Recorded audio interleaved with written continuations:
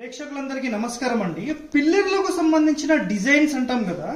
So ఈ pillar కి సంబంధించిన డిజైనింగ్ లో మీరు అబ్జర్వేషన్ చేస్తే ఇక్కడ చూడండి, దీన్ని పాదం అంటాం మనం. అంటే సింపుల్ భాషలో చెప్పాలంటే దీన్ని పాదం అంటాం. ఇది వచ్చేసేసి స్క్వేర్ అంటాం, ఇది వచ్చేసేసి ఆక్టాగోనల్ అంటాం, ఇది వచ్చేసేసి 16 అంటే షోడశ కటింగ్స్ అన్నమాట. ఇవి అంటే 16 ఉంటాయి, ఇవి 8 ఉంటాయి, ఇవి 4 ఉంటాయి. సో ఈ డిజైనింగ్ కి సంబంధించిన దాంట్లో 32 వరకు ఉంటుంది మనకు. ఈ పిల్లర్ల నిర్మాణము, ఈ డిజైనింగ్ లో కూడా ఎన్నో ప్రత్యేకతలు అనేవి ఉంటాయి. ప్రస్తుతానికైతే ఒక సమాజమైన అంటే ప్రజెంట్ ఎవరు కూడా దీనిని మాత్రం పాటించడం లేదు.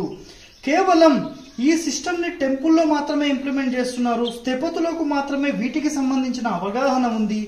ఎవరైతే 100% నియమాలు చేసుకుందాం అనుకుంటారో, సో ఇక్కడ మీరు చూస్తే ఇది 4 పీసెస్ ఉన్నాయి కదా.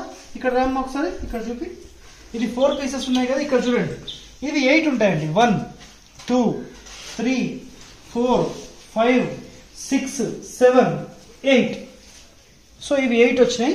ఇవి చూస్తే మీరు ఇక్కడ నుంచి మనం స్టార్ట్ చేస్తాం. 1 2 3 4 5 6 7 8 9 10 11 12 13 14 15 16.